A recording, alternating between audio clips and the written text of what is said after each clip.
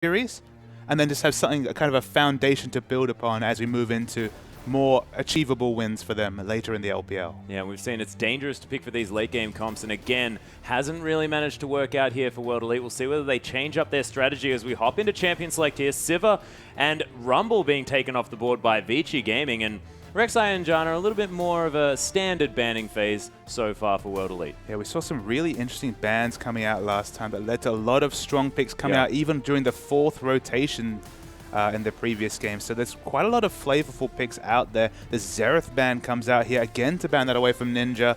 I liked his Azir in the previous game, but I'm going to keep saying it out there. I know I'm beating a dead horse, but you just can't afford to stack that damage on AP champions these days. You need that zonage. You need the flexibility to go into the middle of a fight, have an impact, split it with the Emperor's Divide without just dying to focus fire. Yeah, and is the Lissandra going to be banned away here by World Elite? Because, of course, was fantastically powerful coming through from Hatong, and they can put it on carry there in the top lane as well. A decent flex pick here, but is going to be banned away here from World Elite. Intelligent ban to come through, and we'll see what they decide to lock away. Of course, the Jarvan available, the Lee Sin as well for Dandy. He was brilliant on that one last game. Many options are open here. It could even be the Tristana. Yeah. Oh, the other one that escaped the ban list, ladies and gentlemen, the Kassadin. It's being hovered here by Carry, and I wouldn't be surprised if that was locked in. And the last time we saw Vici playing that Kassadin, it was actually Hatong in the mid lane who had a very strong game on Kassadin. Another of the string of impressive Kassadin performances we've seen so far. Oh, yeah. If you have Kassadin presented to yourself, almost without fail, we've seen it locked in, but the Narvan combo looks like it's going to be the answer. Yep, back again, but didn't work out for them in the first game. They did manage to pick that one up, but wanting to try that one again and see whether they can make it different this time around. Of course, with that Rumble being banned away, it does give them some more options here because they may not necessarily get smacked in that mid game. Absolutely, and there's not really a stronger duo of picks right now in this draft than these two, and if they gave them away and we saw Kassadin, Gnar and Jarvan available, that might be the game over, just how much the power of those 3 champions are. So smart picks coming out here from World Elite. Even if they couldn't take it to their full potential in the first game, that just throws the gauntlet on them that, okay, you've had a chance to get your eye in. This is the time we can really see that Narvan Wombo combo. Yep, Hatong looking to pick up the Thresh, and the bottom lane is being considered here. And even though the Tristana left up here, not banned away this game, not being considered so far, and the lock-ins are actually going to come in. So Dandy's going to take away the Corki again for Vasily, and Hatong locking away that Thresh for Mata. And I like it. I very much do, because they now have a little bit more late-game insurance with this Kassadin in the lineup. And I can understand to have a bit of mid-game coming out from Corki right here to complement Kassadin, who usually starts to hit his peak once he gets that Rod of Ages to 10 stacks, once he starts to get the Zhonya's coming straight after that. They're mulling over an Ezreal pick right here. Of course, Ezreal is synonymous with the history of World Elite. Wei Zhao's Ezreal was one of the most famous champion and player combinations in the history of League of Legends. It's a difficult one to pick it into a Corki. I'd probably expect a lane swap here just because it's so hard to control the wave, having no AoE till level 6 as Ezreal, but it's just, there's something special about seeing that WE logo and the Ezreal locked in. Yeah, and I'm very much excited to see some Braum play here as well. Usually they're going to have a lot of tankiness there in that bottom lane and see whether he can really be the shield here for STYZ, and they can put some pressure on in the early stages. But Aurelia has snuck through the draft as well. Dandy looking back at that Lee Sin, and this lineup is looking terrifying coming out of Vici.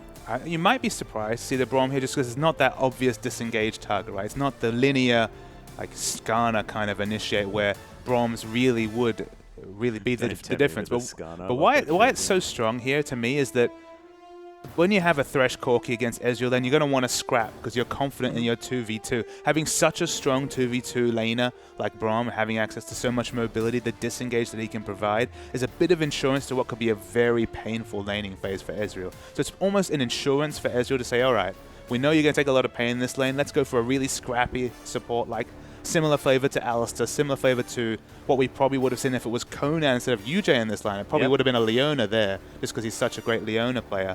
Maybe Braum is UJ's flavor when it comes to those engage and disengage supports. Yeah, we'll see whether the Cassiopeia hover is going to come through here. Ninja thinking about his other options, of course, does have that Azir available if he wants to, but the time has run out, and Cassiopeia looks to be the lock-in here for World Elite, and Ninja going to pick that one up. against Hatong's Kassadin. Cassiopeia is in so much play in these 2 weeks of LPL, the second 2 weeks right there. Yeah. We saw a Wayless bringing out against a Kassadin, did fantastically well in lane, but eventually fell down to that Kassadin in the later game there.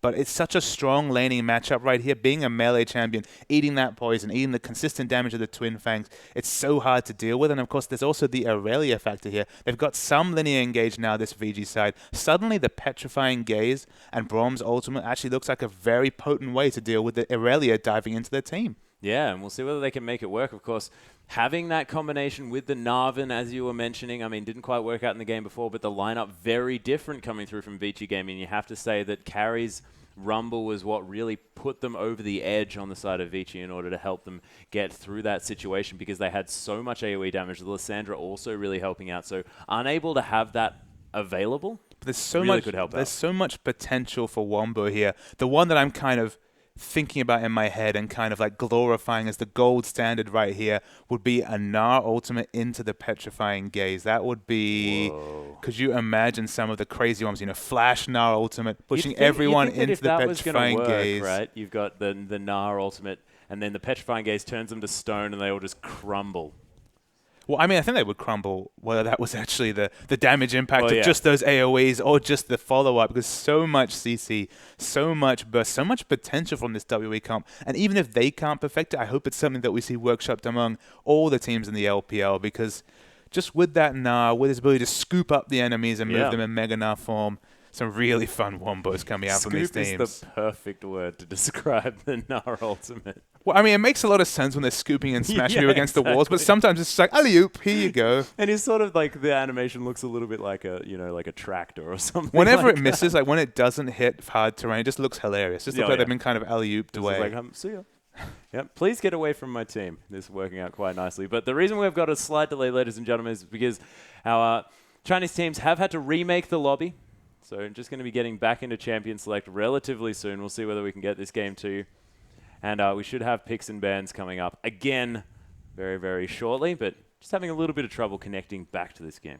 Obviously not the mystery factor next time we see the picks and bans. But I'm just really excited to load into this one because WE, they've got an intriguing comp. Whether it would actually work out, whether they can really make their laning phase work is going to be hard to say. I think a lot relies on Ninja here. I do like the fact that Ninja kind of has the unknown in this game, just because Cassio, if she gets ahead, is an oppressive champion. If she's ever able to chase people down, she's ever able to keep that poison up in Twin Fang. I mean, you get to the late game, you tab over the damage dealt, and it's just through the roof. There's the damage potential with that Twin Fang instantly recharging its refresh rate and having basically a 0.1, 0.2 second cooldown. Cassio's passive, of course, has all those interesting flavors. Starts off with the first buff, giving her that lane sustain, adding on to the extra cooldown reduction, and then finally basically being a death cap, which, once you start adding up, you're probably going to see a fairly tanky build coming out here. We've seen Wayless like to do the tier Rod of Ages build, finishing that Service Embrace. Cool actually prefer just to go for the tier straight into the Zhonyas. So it's the tanky flavor and, just adding up that flat mana and getting a bit of implied tankiness there. So different flavors of World Elite's Cassiopeia play right here. It's been very effective in some series. It's struggled in others. I do like it in this situation just because Aurelia is one of those kind of linear champions. You know what Aurelia is looking to do in a team fight, just coming for the front and going in. Yep. Petrifying Gaze could be really important there. It certainly could, but coupled with STYZ's Ezreal here as well, if he decides to go for that Iceborne Gauntlet, that blue build Ezreal, they're going to have so much kite potential and chase potential as well with the slows and the consistent damage coming through so quickly. It's just going to be insane. Of course, up the top lane, we have what has become a very standard matchup in 2015, the Gnar versus Aurelia matchup. We've seen this lane swapped. We've seen it in a 1v1 setting. It's very even. We've seen both champions come out ahead in the laning matchup. And you've got so much jungle pressure between Dandy's Lee Sin and Jarvan from Spirit.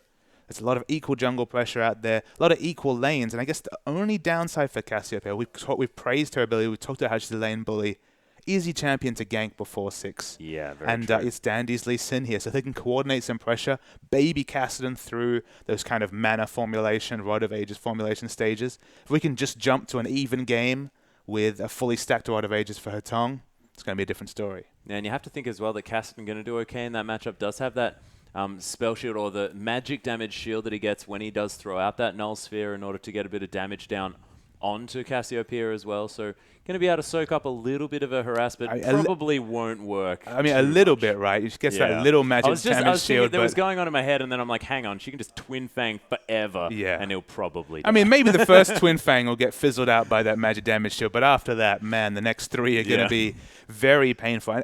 I guess the one interesting flavor, the one adaptation that I'm unsure about, but I'm kind of interested in for Hetong here is we've seen a lot of Kassadins. They start with the points in the queue, and they transition into maxing E when they don't feel like they can trade anymore. He's never realistically going to be able to stand up and trade with that Cassiopeia. So do you just trade on the fact that Ninja's going to be putting out so many spells and just max E for wave clear? It makes you really teamfight ready, but it is a risk to have just the 1 point in Q because you could just get DPS down in an instant. Yeah, that's true. You do sort of need to have that shield as tanky as possible, but let's get on to the Rift, ladies and gentlemen.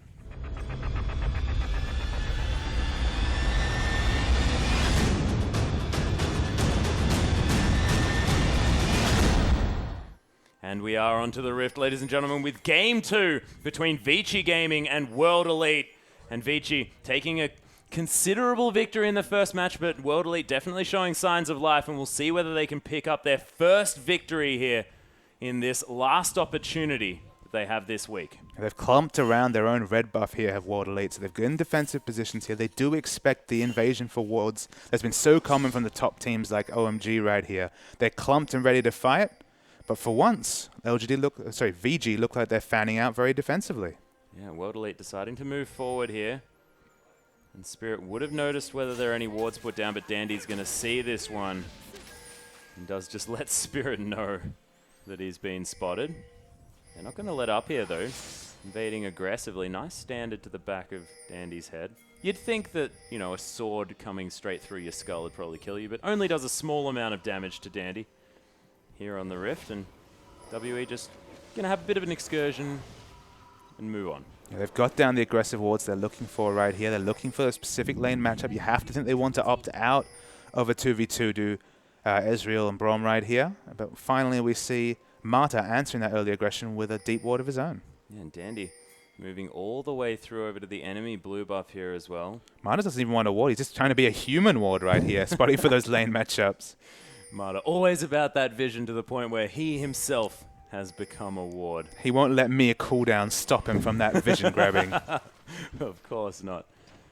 They are going to be able to start up this blue here. So Dandy beginning the steal again. As we're going to have the Krug start from Spirit here on the top side of the map.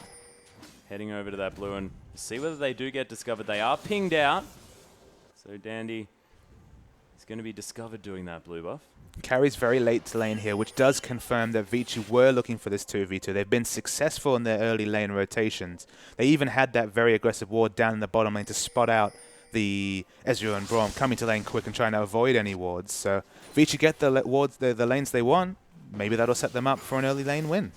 Yeah, and as it looks, of course, the vertical jungling going to come through yet again.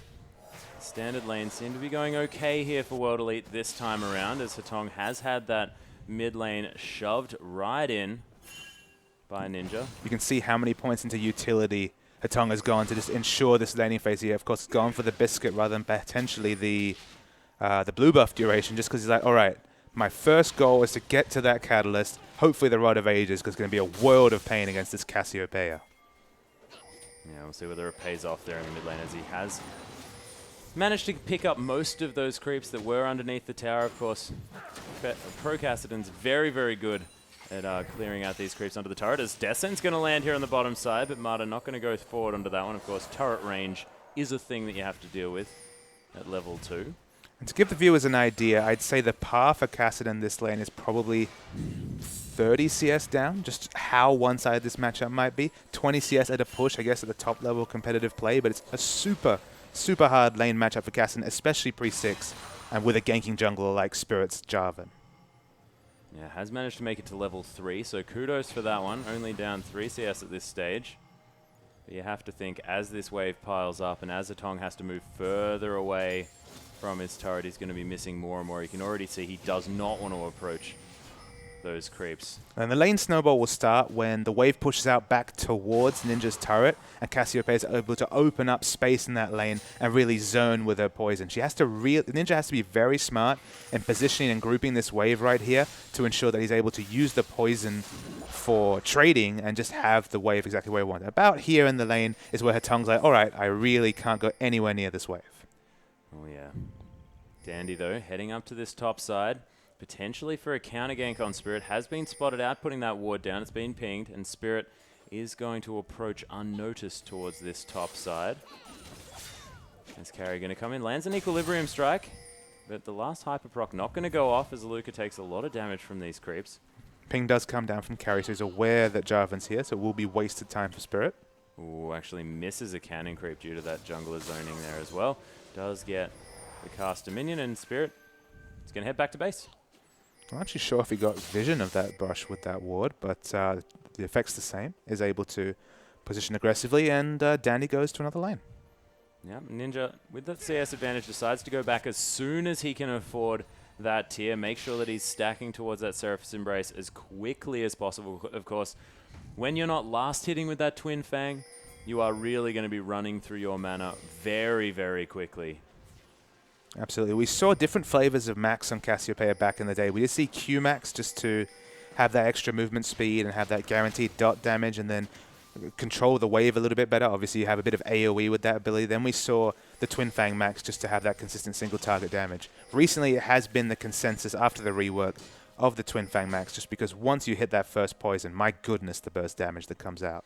Oh, yeah. Spirit now trying to set up for a gank, but Hetong heading back to base at this stage. Wants to get some mana back, pick up maybe towards that Catalyst. Hasn't actually given anything away just yet. Yes, can actually afford the Catalyst. 10 CS down in this mid lane, but almost has escaped the really terrifying time of Kassadin's life, which is pre-6. Absolutely. He's never really going to be able to play too aggressively just because, if he Rift walks in, he's going to eat a Petrifying Gaze, right, of course. Oh, yeah. Those cooldowns going to come up about the same time right there, but he's actually played quite well here. Only 15 CS down, so that's a very good par for the Kassadin right here. And again, he's getting babied through the lane as much as possible. Cassiopeia, she might be on a roam. Yeah, looking to maybe put some pressure down on this top side of the map. They knew that Dandy was around. Carry just going to clear out this wave with his ultimate. Hetong going to avoid some poison there. I mean, we compare the matchups that are unfavorable, right, which is the Kassadin into Cassiopeia, so that's from a VG side, and then over on the red side, the Ezreal into Corki matchup. You have to actually say the Ezreal is actually pulling ahead a little bit here in terms of just that sheer unfavorable matchup. Only 10 CS down, going to get some CS at turret right here. SDYZ's done very well despite the lack of lane push available for the Ezreal. It hasn't actually been back to base, though, and you can see Vasily has got the makings of that Phage already in his back pocket. Much larger health pool. And SDYZ probably wants to be able to pick up that tier as quickly as possible if that's the direction that he is going to be going, but might just be going for the standard Triforce of old on the Ezreal here as well. We'll see what kind of flavor of Ezreal he wants to go for. As Dandy miss a Sonic Wave there. I mean, interestingly, when we have seen the Trinity Force Ezreal, it has still been the Mana Moon Ezreal. So that has been the consistent pickup right here. And now they know that this Ezreal is underpowered in terms of items, and they're looking to contest this blue. Yeah, Dandy coming in very aggressively here as well. Hetong's coming through. Petrifying Gaze lands on the carry. After that one comes through, the steal on the blue does come down. But look at this. Ninja getting taken down so low. Yuge also falling down, but no one dying as of yet. The rotational play from Vici is finally starting to step up in this third week of the LPL right there. The communication that STYZ and UJ, they hadn't shopped. They weren't in any position to contest the second blue buff was masterful. That's why we saw the teleport come in. It allows them to steal away the blue. It guarantees them this first dragon. Fantastic rotational play coming out from Vici Gaming. Yeah, beautifully done. Don't manage to pick up any kills, but do get that first 6% damaging stats, and Hetong able to push out this wave, almost equaled up this CS2 on this Kassadin, and we've seen what Hetong can do on that champion as well. I mean, he's down 50 gold. I mean, that's nothing. I mean, Ninja can pick up some CS under this turret now as well, but you can see that this Kassadin has been fine so far in the laning phase. Absolutely, and that's a scary thing if you're a world elite right here. Of course, much the same flavor in the bottom lane coming out from SDYZ, and we could see a trade here. Yeah, Ninja actually doesn't have that Petrifying Gaze back off cooldown just yet, and Hetong knows it. is doing his best to pressure this Cassiopeia while he can.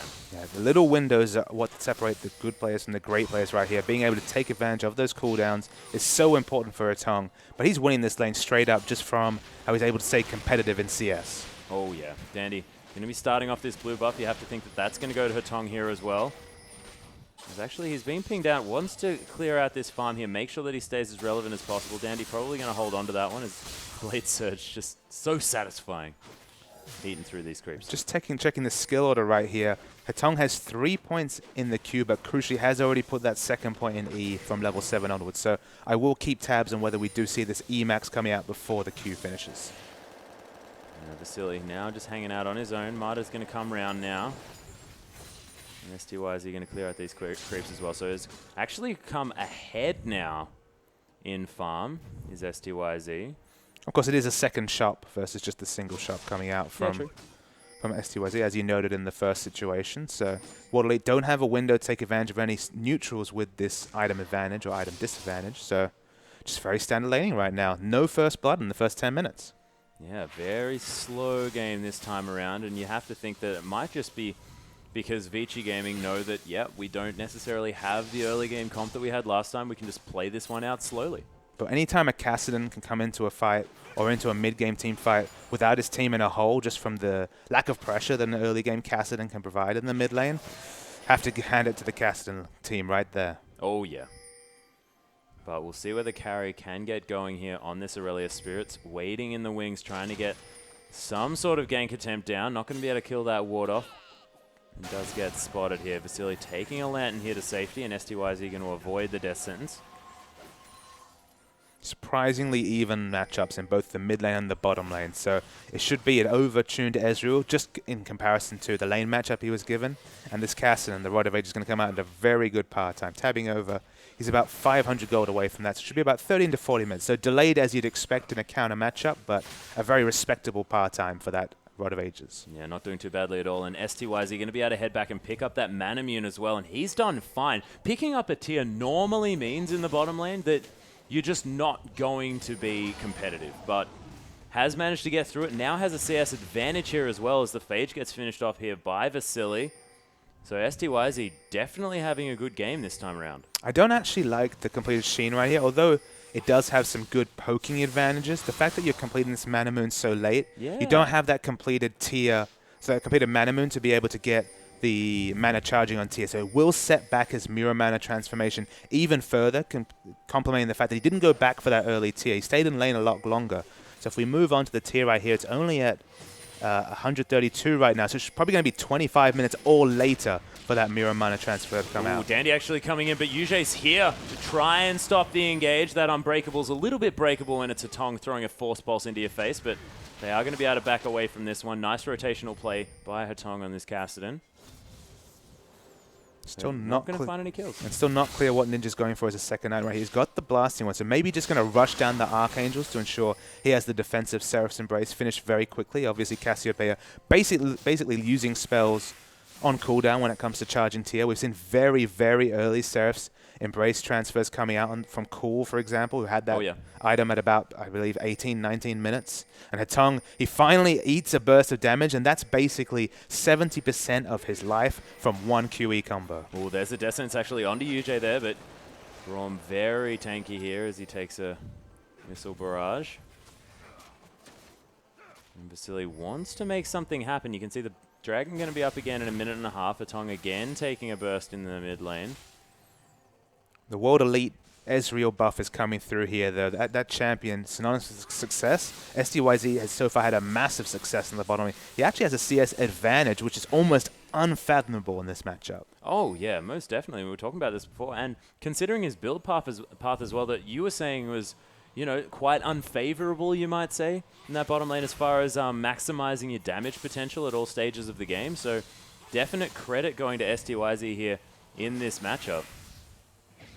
He's definitely going to go to the usual Iceborne Gauntlet Mirror Mana transformation. It's going to be a later Mirror Mana, but just with that extra gold, if he can fit in some extra items to complement that late Mana Moon, he'll be doing just fine. Oh, yeah.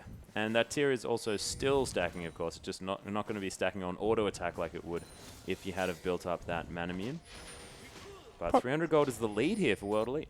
Yeah, it's a nice little lead just from laning. So we noted the 500 to 700 gold lead that Vici traditionally had, that consistently had in the previous game from laning, from CS fellows, but this time it's World Elite. So credit to them. They've picked up some of those fundamentals and playing smart League of Legends. And here comes Spirit. Yeah, Spirit coming into the top lane, gets the flag and drag carry completely out of mana here, and you have to think this could be first blood. Aluka picking that one up in the top side, and Spirit with a perfect gank. Very nice rotation, but committing 2 to the top at this point may open up Dragon. But they do have teleport available on Aluka. He's in Mega Gnar form right now, so he won't have the transform. He's coming in. He's coming in, and that Petrifying Gaze is definitely scary. There's the Glacial Fissure to come through from Yuji, and Marta getting aggressed on heavily here on the bottom side. The box comes down, but STYZ uses that Sheen to get that Mystic Shot kill. Very nicely done. Spirit is chased away from this junction. They don't have a smite available, and here comes Dandy. Will it be the Prince of Thieves? No, he's kept away. First Dragon to World Elite. Yep, World Elite answer back. So that's 1 Dragon apiece for both of these teams, and World Elite pulling ahead here. And Vici Gaming sort of not knowing what to do in this game as much as they did in the last one. It really does excite me to see assertive, smart rotations coming out of this World Elite team who've had no success. They're 0-11 at this point, but they're standing up to a Vici Gaming lineup, a hyped Vici Gaming lineup with so many great players on that lineup. So it's a big thing for World Elite, but they did capably in the first game in terms of the early game, then fell away late. Now they're actually ahead in the early game, and it's on them to translate that into a game win. You can see now STYZ has finished up that Manamune. Now has a 10 CS advantage here on the bottom side. Picked himself up a kill as well, so he's going to be ahead in that gold. And now without the Dragon separating these teams from attacking stats, it's looking fantastic on the bottom side for World Elite. As Vasily takes a lot of damage from that Mystic Shot. Rod of Ages finally finished at about 15 minutes. Here's to 25 minutes. We'll start to see her tongue really getting going as this Kassadin. Going to be a late Zhonya's too, of course. Item timing is going to be delayed in this counter matchup in the mid. Yeah, we'll see when Hatong can switch on this Kassadin because, of course, he is the late game here for Vici. And they need him to be relevant when that time comes. Of course, so far not really too harassed. This mid side of the map going to be able to pick up this blue buff. And then maybe attempt to put some pressure on elsewhere as Aluka looks to be the focus. Yeah, they've communicated there's no defensive wards down here for Aluka whatsoever. No, there is one. I tell a lie. It's spotted out by Dandy. But Aluka's gone for the early Sunfight. Not a big fan of this build just because the Randuin's has that teamfight impact, and the AoE magic damage, of course, at level 11 is only minimal. Not even the 40 that we used to see back before that item had level scaling right there. So it does apply a little bit of pressure, but doesn't have the big impact of a Randuin's in a team fight. And everyone's sort of positioning around this Baron pit, looking to try and get something going on here. No one really committing too much, as we do have players re-entering the lanes. Here's something I did not expect in this game. The first turret actually goes down for the Ezreal lane right here. Their turret's actually quite healthy as World Elites right here. They take the bottom turret, tabbing over to the gold. 1,600 golds are probably going to be a completed Iceborne Gauntlet going when Ezreal goes back right here. This blue Ezreal's going to be rocking in the mid game. Yeah, he's really going to be hitting his stride at exactly when he wants to be. Ninja now may get aggressed on here in the mid lane as Satong's waiting in the wings, but nice ward going to spot him out from Spirit. He's going to keep walking around, maybe collect some more jungle camps. You can see nice vision to come through from Vici Gaming yet again this game in the enemy red buff area. Look at the wards here. That's the one thing that World Elite haven't been able to turn on. They haven't been able to realize, all right, we're ahead. They must at least feel from the item builds that they're ahead a little bit. They're, of course, ahead 2,000 gold here. But their warding wouldn't show it. If you look at this mini-map here, the enemy half of the map is still completely unknown to them. And they really need to be... They still have the double sidestone. Realistically, they should be able to get those aggressive wards down. But I want to see World Elite moving that vision up aggressively because they've afforded themselves that right by having such an impressive early game. Yeah, and they do need to capitalize it in that warding because, of course, you do need to translate to picks around this game if they want to grab someone out and maybe really capitalize, pick up some towers as well. Because it seems to me Vici Gaming more than happy just to sit back, farm this one out, suffer the losses that they have already, but as long as they don't suffer too much, they are still going to be relevant come late game when Hatong really gets going and when Carry becomes that monster here on this Aurelia. Already finished off that Trinity Force. They've got 2 now that have been completed. Vici Gaming hitting a bit of a spike here as we come into the 20-minute mark. I mean, being ahead is only relevant if you're able to take objectives from that advantage. It's just like if you get a pick, you need to take an objective from that kill that you pick up. Otherwise, it just ends up being negated. And it's the more assertive team that will win out over the long haul. Not going to quite be the case here as Dandy's going to back in that top side. Going to head potentially towards where Marta's warding out. Of course, they do want to get some vision there on the bottom side. A completely bizarre item pickup, but interesting flavor coming to it. The Alacrity enchantment on Ninja right here. The amount of movement speed this Cassiopeia will have on hitting the first Q here is insane. And I guess if that extra 15 flat movement speed gives them access to an extra Twin Fang or two, it could be the difference between securing a kill or not. So I like it. It's very unconventional to see, you know, the boots enchant so early in the game, before 20 minutes, but a lot of interesting flavor to that on Cassiopeia. Her chasing power here, her movement speed is going to be insane in a team fight. And the Archangel's already finished up here as well, so Ninja wanting to scale that one up. Oh, as the Force Pulse to come over here, the kick to come in, but not quite managing to make it. Yuji trying to get away from this one as Ninja gets caught down here. Petrifying Gaze still threatening here at this stage.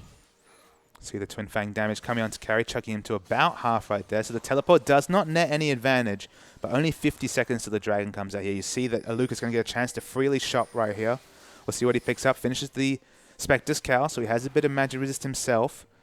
Now Alucard and World Elite have the advantage in terms of rotations. They have the teleport advantage right here, but they need to get these wards down because their wards are being swept around Dragon very quickly. Yeah, and meanwhile in the bottom side of the map, Vasily pressuring this bottom outer turret. So World Elite being forced into a difficult situation here, whether they really want to assert dominance as far as vision is concerned around this Dragon or whether they want to defend that, but they've decided to give up on this bottom turret completely, and World Elite looking to make some power plays here in the mid. And look at Hatong already starting to do massive damage with that needlessly large rod now on top of that Rod of Ages. Been out-rotated here pretty severely, have World Elite. They basically surrendered the bot turret for no gain. Even though mid turret's at fairly low life, they weren't able to freely DPS it down. So they've given away position on Dragon right here. They still have the teleport advantage, though, and we might see a fight. Yeah, Carry's coming in here as well. Hatong getting a decent amount of damage. Ninja has that Seraph's Embrace available as well, so with that barrier has a lot of shield potential, but no one really wanted to pull the trigger. Alucard about to transform into Mega Gnar. There he is.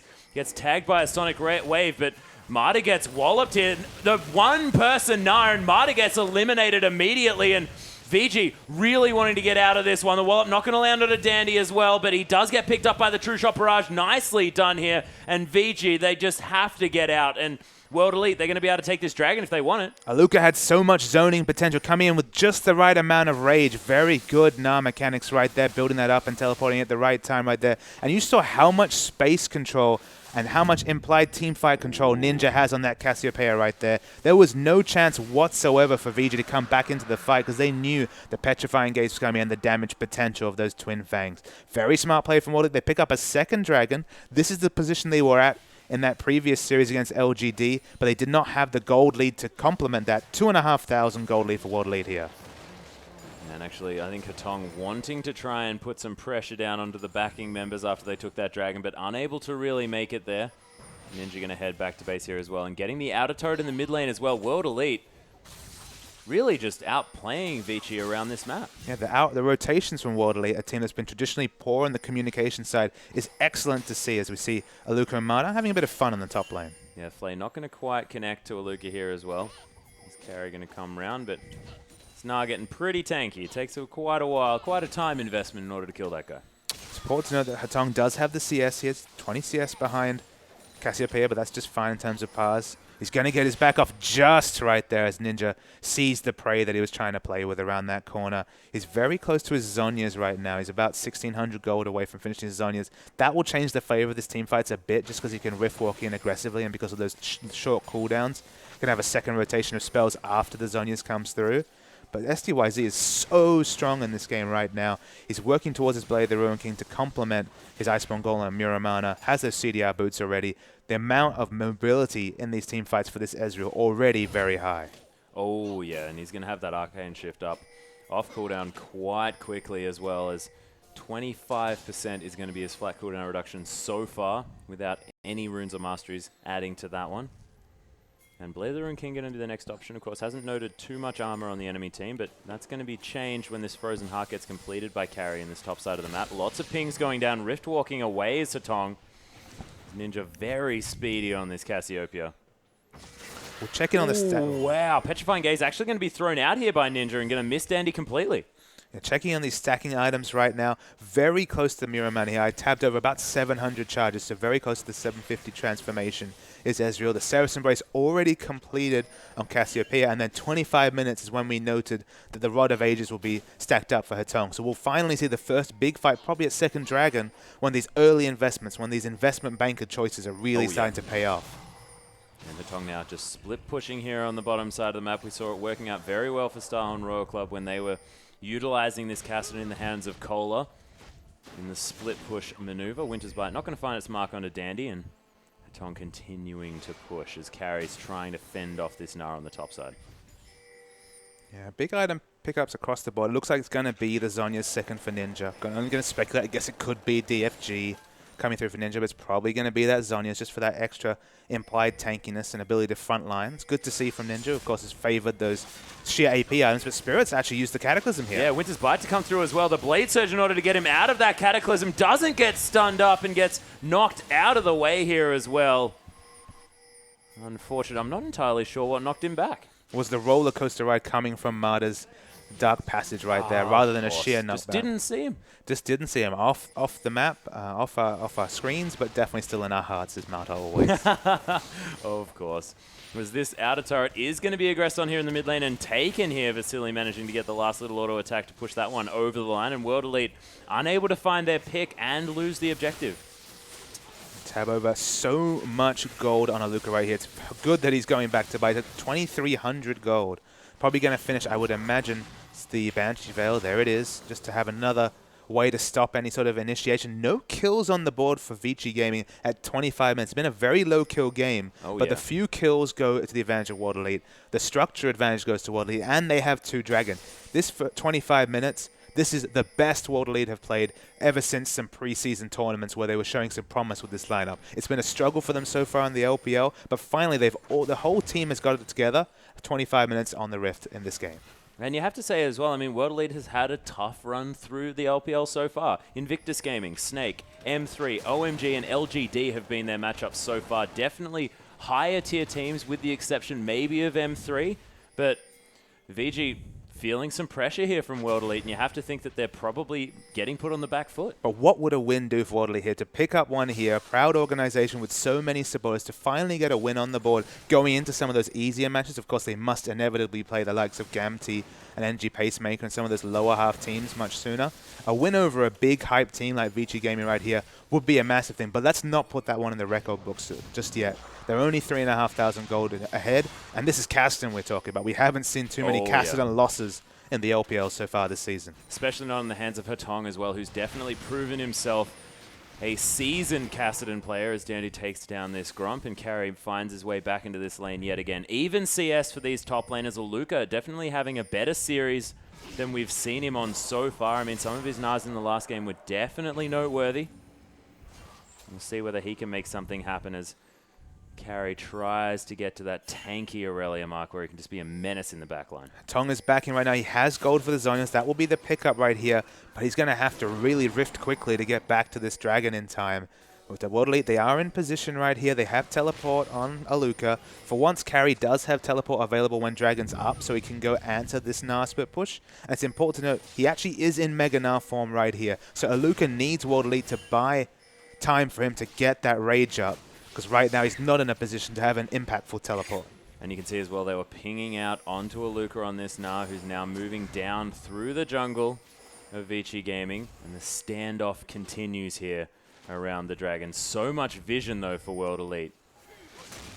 Would be disastrous for them to initiate a fight here just because of the lack. Ooh, the teleport from Carry. He's going to come in with no rage. It's going to be difficult for World Elite to get the fight they want. Yeah, Luca trying to build that one up, but Carry gets immediately taken down to almost no health. Yuji, though, going down so low, and Ninja manages to take down Carry here with a nice Petrifying Gaze. You can see the health bars are so low on the side of Vici Gaming, and SCYZ trying to kite through. That Iceborne Gauntlet doing so much work. Martyrs almost dead. Vasily trying to turn this one around. Spirit going down so low. He picks up the kill, but Aluka's here as well. Finally got that Mega Gnar form. SCYZ, though, Dandy for the hero play. Picks up the kill on SCYZ, and the 2 last men standing. Aluka, though, has that hyper. You have to think, yes, it is going to be Dandy falling down for an ace for World Elite. Such a close fight coming out from World Elite right there. If Aluka had had the Mega Gnar available, it would have been one-sided, but it went so long right there before they got the Gnar ultimate for the Wombo, and we finally saw the disadvantage of picking up that Cassiopeia right there. She died very quickly under focus fire,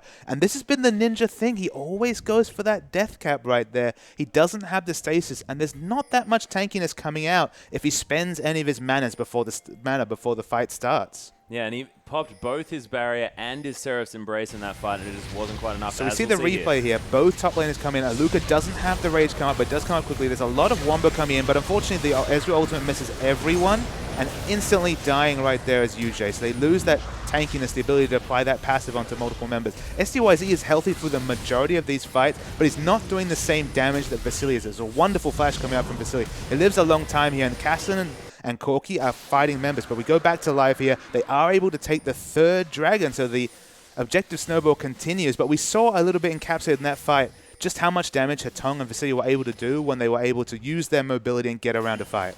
Yeah, and Dandy unable to secure that dragon as well, so it's another one being picked up here by World Elite. Is Dandy going to battle for these Raptors as well, wanting to make sure he puts on as much pressure as possible. You can see Vici Gaming with a lot of pressure here on the top side of the map from Carry, and Dandy going to try and steal away this red buff as well.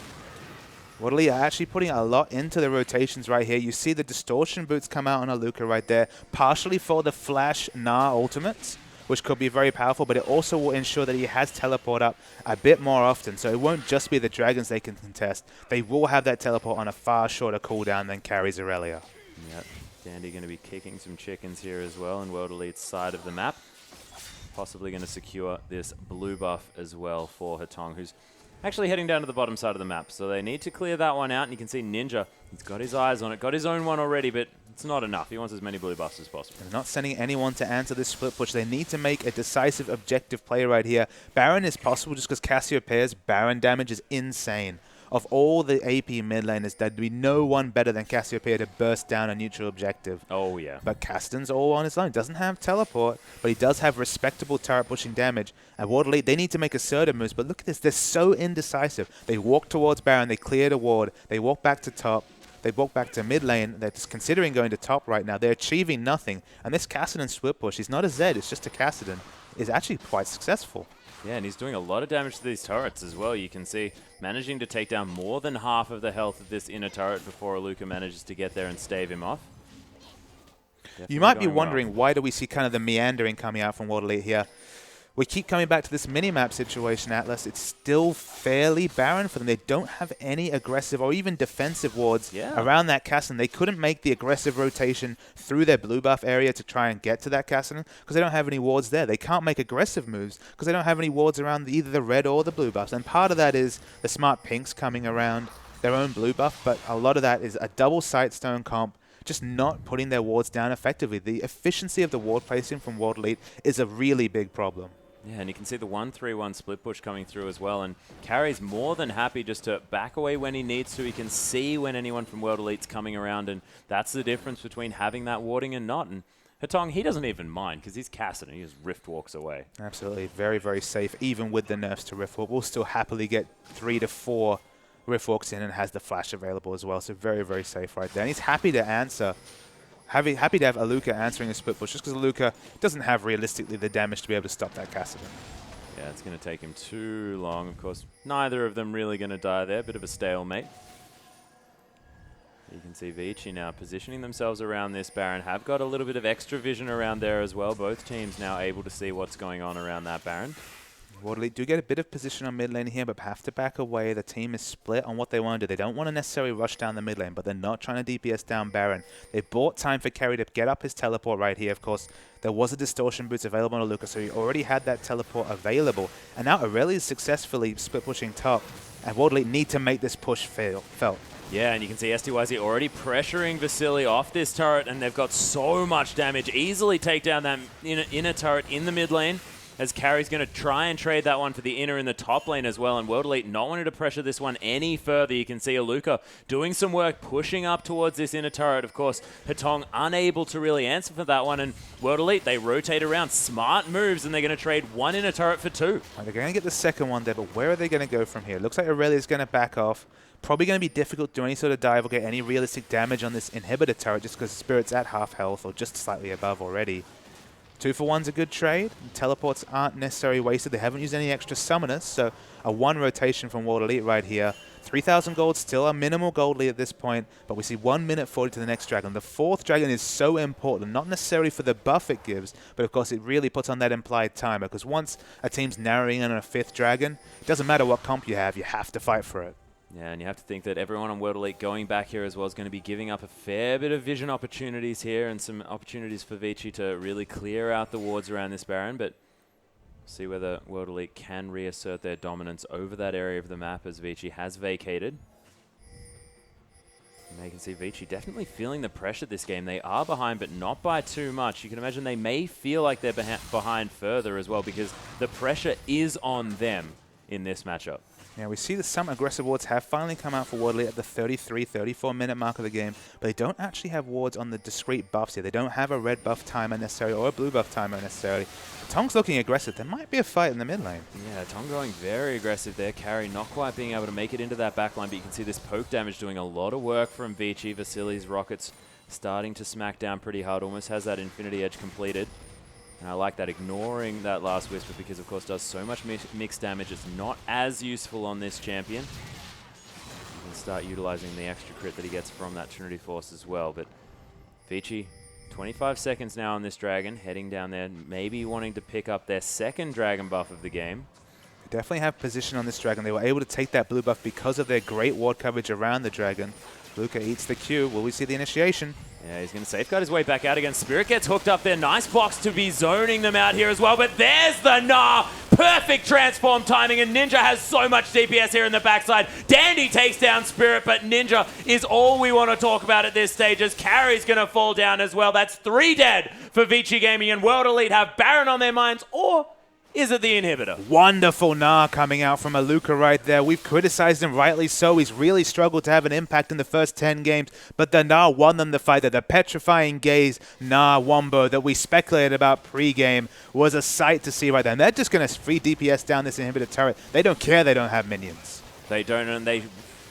Vici Gaming just a little bit upset that they may not have, I guess, respected this Nah Jarvan combo, and Aluka on this Nah especially because he's been fantastic this game, and you have to think as well, considering the fact that Ninja just has so much consistent DPS with all of that CC as well, it is so hard to teamfight this team, and whenever Vici try, they haven't managed to make it work. It's a modification you have to blink against a Cassiopeia comp, just because Cassiopeia is actually a higher consistent damage person than the Ezreal. For once, you don't want to actually aim that 80 carry. You want to blow up Cassiopeia at any chance, because if she keeps that poison going, she will be easily out-damaging the tanky could she be Ezreal. caught? No, immediately flashing over there as well as Ninja's going to get eliminated straight away. Carry going to teleport in. Aluka's here as well. Hatong able to be wherever he wants to with that Rift Walk. The flash is in here as well. Is World Elite going to pay for their last brilliant team fighters? Aluka's now back alive. Has the Nah, but doesn't pick up any stuns apart from on Dandy there, and the chase is on here from Vici Gaming. They've got a giant creep wave as well. With 2 dead, they might be able to put some pressure on, but True Shot Barrage, they're not going to be able to, but Vici Gaming answering back so strongly. They're not out of this one. Look at the minion wave in the bottom lane as well. There's about 5 minion waves pushing in. There's so many things that World Elite need to do right now. They need to absolutely kill this minion wave bound bot, but you saw that the Ezreal ultimate's already come out here, and it looks like they're trying to contest the Baron, but it might be to their doom. Yeah, the Death Sends to come through here as well. The box just to try and zone World Elite away from this Baron. You can see that Vici Gaming have it down to about 2,000 health here as well. Hatong's going to die to Spirit, but they do secure the Baron. It's in fact going to be the incredible damage of Marta to get that one down as Aluka finally transforms. We are going to have a short pause, and you can imagine that there is going to be a lot of chatter in these booths because, of course, you can over in China, and they're going to be really working out what they want to be doing. Yeah, those minion waves are pushing like crazy into the bottom lane right there. It's so nice when you pick a good fight, you get the pick you're looking for, and the 6th man, that minion wave, is really complement what you're doing and pushing in so aggressively. I can't tell right now exactly how much damage it's done to the inhibitor turret, but it's smashed through the inner turret right there. They pick up the round for just 1 member, so of course Hatong unfortunately will not have that buff. But we've seen the power of picking up those Baron buffs in games where you're behind. It buys you those 3 to 4 minutes of Baron buff where you can reset. There's no realistic way to outpush a Baron buff team just because those minions become crazily strong.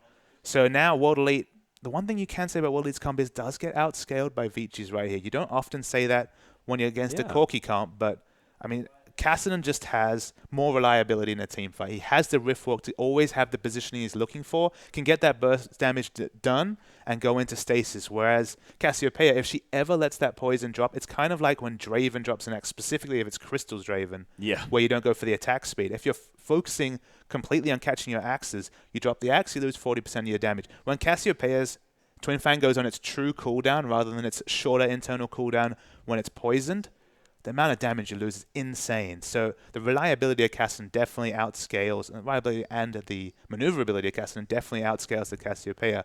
And Blue Ezreal gets to that item advantage very quickly because, of course, his 6-item power spike is much cheaper than a traditional AD carry. Doesn't need a Trinity Force, doesn't need an Infinity Edge, doesn't need those 3,500 gold plus purchases. Corki right here will have a more expensive build, will be doing more damage in the late game. And Blue Ezreal still has its strengths, but in the late game, I think Vici are going to really take this one. We'll see whether they can, of course, as we are going to hopefully come back into this game, but we've got to replay quickly. No, we're not. Just going to hop straight back in here as Ninja going to clear out that creep wave that you mentioned there on the bottom side, and World Elite going to clear out the Dragon here as well. So trading a Dragon for a Baron, and that's going to be actually, I think, up to 4 here on the side for World Elite. It does look like the 4th Dragon coming out there, so World Elite looking very good. The 4th Dragon, of course, does give Vici a bit of a timer right here. They'll light the Baron buff. That'll buy them time. But that Baron buff is going to time out before Dragon respawns. And that's when this game's going to get really exciting because we're finally going to see that late-game team fight. These two teams with big items crashing together and see just which comp comes out ahead. Or that late-game decision to take Dragon for the 5th time or that Baron as well that WE are going to be able to force here on the side of Vici Gaming. And that's mostly coming to a head. The biggest situation that's come to a head was the OMG versus LGD game, I believe it was, where OMG traded a 5th Dragon buff for a Baron buff, came to the Baron after it was already claimed and aced them with those huge stat increases that you get from that 5th Dragon. Of course, 12% AD and AP by the time you get that 5th buff, not to mention the 40 true damage on auto attacks and single target spells. So many stats from that 5th Dragon, but it makes sense. It's the culmination of what, 30 minutes of control over an objective? Yeah, well, exactly. And World Elite have actually pinged down this mid lane. Of course, that inhibitor turret had been taken down here.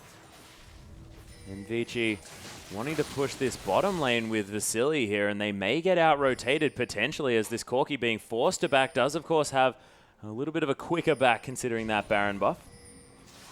See why he's actually gone for the Guardian Angel here, so he's adopting for the extra tankiness. He's not someone you want to assassinate in a fight, but I said this before, it's Cassiopeia who's the main damage coming out from this World Elite lineup. That's the person they're looking for. Still very tanky as Cassiopeia, has the Seraph's Embrace, health pool, shield to complement the Rileys and the magic resist from the Spectre's Cowl, but Cassiopeia is the definite target in a team fight for VG. Oh yeah, and without that Zhonya's Hourglass as well, can't make herself untargetable in these fights. So you're going to have to make use of that extended health pool with the barrier as well as that Seraph's Embrace, as you mentioned. I mean, the amount of health we're talking about there between the two shields and that health purchase she's already picked up is massive, but it's not stasis, right? It is not the ability to innately draw aggro to other members of the team. It's just an item that Ninja hasn't been tending towards. And on those champions like Xerath, where his long range means that if he needs to go into stasis, he's probably made a mistake. Okay, I understand it. But to really not go for it on a more medium and short range champion like Cassiopeia, it's just a bit questionable to me. Yeah, very true. But we'll see whether it is going to work out. This pickup of the Rileys, of course, has a lot of health. And 6 items now have been completed by STYZ on this Ezreal. Has that Guardian Angel now to complement the rest of his blue items. The Spirit's gone aggressive.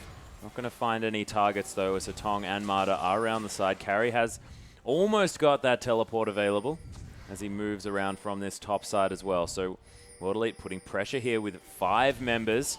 And Aluka going to lose the Banshee's Veil as Dandy going to hit him with a Sonic Wave. Minion Wave definitely in the advantage for VG in the bottom lane right here. It's about even, maybe slightly in the advantage of World Elite in the top lane here. So mostly it's not a concern right here. I guess that the exciting thing is hopefully when we get to this 5th Dragon, which the next guaranteed fight, you'd have to say, the next guaranteed contest coming out from VG, we should see a really decisive fight, and that should be the winner, the team that's able to take advantage of that buff. Oh yeah, and that ward going down One of the most exciting things that's happened in the last 3 minutes, most definitely, getting a sweet zoom in. And, oh, Spirit going to miss the flag and drag. Very unfortunate.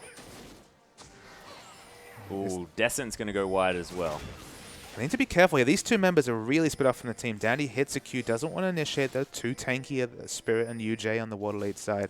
Very, very tense of these trades right here as we wait for this decisive team fight. Yeah, and still 3,000 is the gold lead. That's nothing at this stage of the game. Descent's going to land onto Luca here. He doesn't have his teleport yet. He's going to get obliterated, and that is a gigantic force in the potential team fight ensuing after this one as Vici try to chase down World Elite, and that is awful. Hatong manages to get over, but a beautiful zone is going to stop him from getting CC'd. Manages to flash over the wall. Carry's in here as well now. Hatong, you can imagine, is about to come back in as Dandy's trying to get the work down.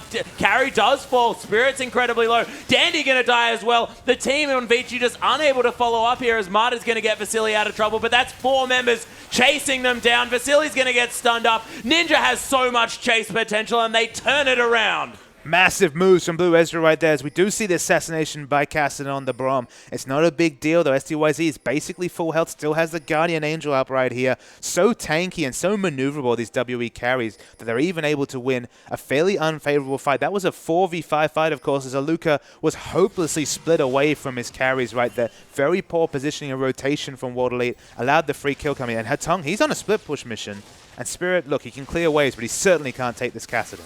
Yeah, and I think Hatong maybe rift walking a little bit too aggressively. It was a nice Zhonya's, but then flashed out immediately while baiting the rest of his team to come in, and Vasily just wasn't able to get there in time to get any consistent damage down. So a little bit unfortunate. And when you've got a Cassiopeia who can just do so much guaranteed damage with those Twin Fangs, just becomes very scary in these drawn-out fights. And one of the interesting things about the Cassiopeia here we have highlighted, he's up to 760 AP because he just hit the 3rd evolution of that passive just before the fight. He was sitting on 480 stacks, moved up to 500 stacks, of course, gains the extra, I believe, maybe even 20% AP, at least 10% AP, was at the 30% that caps out at. 750 AP. Still has, and he even has a defensive item. He hasn't even gone for the sheer most AP he can go for. Yeah. This Cassiopeia is doing massive damage in a fight. Most definitely. And what's very, very important at this stage, as was highlighted by the cameraman, is the fact that Dragon is just about to be up, and it's imperative that Vici manage to get this one. They, at the moment, do have some vision control, but World Elite are grouping, and they are going to be able to take this one if they want to, of course. Everyone trying to collapse on the side of Vici Gaming, and this could spell one of the last team fights that we're going to see here, depending on how this goes, because the 5th Dragon is so scary, and Dandy's waiting in the wings. You have to know there's going to be a contest right here. Mata goes in. Oh, the Flash Descent's onto Ninja of all people as well. Hatong trying to get some work done, but look at the beautiful Gnar combo with the Petrifying Gaze as well. Dandy's going to go down solo. Hatong's dead already as well. STYZ has so much damage. Carry's going to fall down, and World Elite tear Vici apart. This is the STYZ we've been waiting for all LPL split. It's the one that was on display on LGD. It's the one that was on display in the preseason. But Blue Ezreal, and it's always Ezreal for World Elite. It's always the champion that really propels them to a win. And they might be able to finish the game right here. They're 4 members strong. Oh my Vasily gosh. gets exploded. 10-1-11 is this Ezreal right here. 402 CS.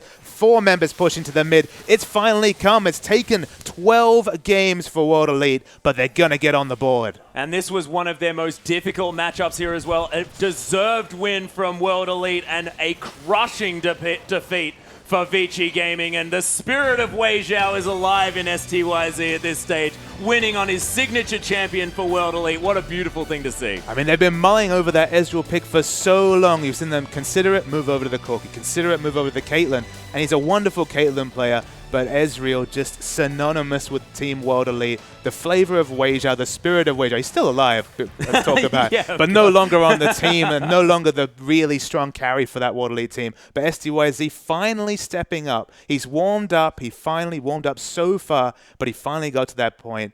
10-1-11, dominating performance. He laned well as Ezreal in an unfavorable matchup, and his team fights. He had a Guardian Angel, but it never looked like he even took a lick of damage. Yeah, exactly. And let's have a look at this next replay. It's actually going to be when Vici engage onto World Elite here, and we'll just see how the counter-engage works. But watch those words.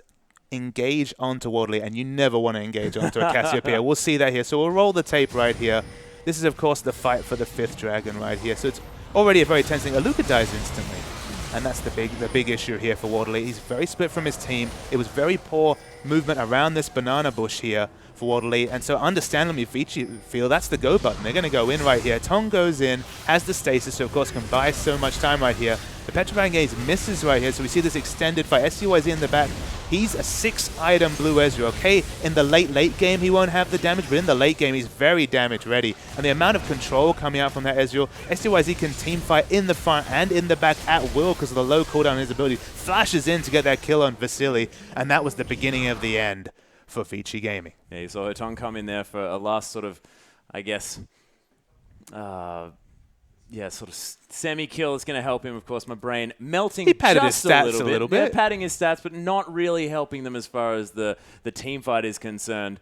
And just beautiful to see from World Elite. They're finally on the board. 111 may have done it, but definitely getting a win is going to make them feel very good. But this isn't our last matchup. We still have one more for you today in the English broadcast of the Chinese LPL, guys. Don't go anywhere. We're back for our final game of the day very soon.